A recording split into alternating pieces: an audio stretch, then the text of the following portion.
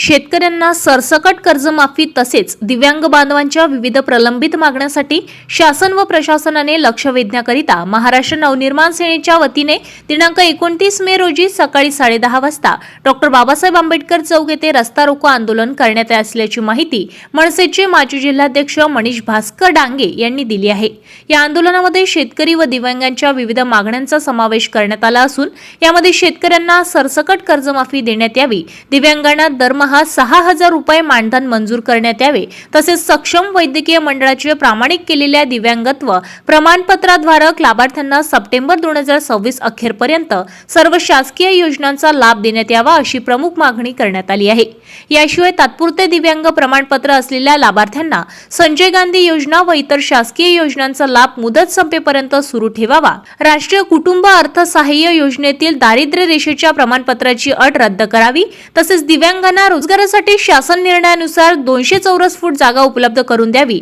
अशाही मागण्या करण्यात आलेल्या आहेत। दिव्यांग बांधवांना शासकीय कार्यालयात निवेदन अथवा अर्ज सादर करताना तळमजल्यावर आसन व्यवस्था व मोफत पिण्याच्या पाण्याची सुविधा उपलब्ध करून द्यावी, तसेच सध्या बंद असलेले दिव्यांग सहायता पोर्टल तात्काळ सुरू करून दिव्यांग नोंदणी प्रक्रिया पूर्ववत करण्यात यावी अशी मागणीही आंदोलनकर्त्यांनी केली आहे। या सर्व मागण्यांसंदर्भात जिल्हाधिकारी व दिव्यांग सक्षमीकरण अधिकारी यांना निवेदन देण्यात आले असून सर्व दिव्यांग व शेतकरी बांधवांनी मोठ्या संख्येने रास्ता रोको आंदोलनात सहभागी व्हावे असे आवाहन प्राध्यापिका संगीता चौहान, गणेश इंगोले, परशुराम दडे, गोपाल मोटे, गुलाब मनवर, योगीराज लाडवीकर, रमेश चौहान, मनोज इंगळे, अनिल भगत, धनीराम बाजड व गजानन कुटे यांनी केले आहे। ताज्या घडामोडी आणि आपल्या शहरातील बातम्या बघण्यासाठी नंबर 1 न्यूज चॅनलला सबस्क्राइब करा, शेअर करा,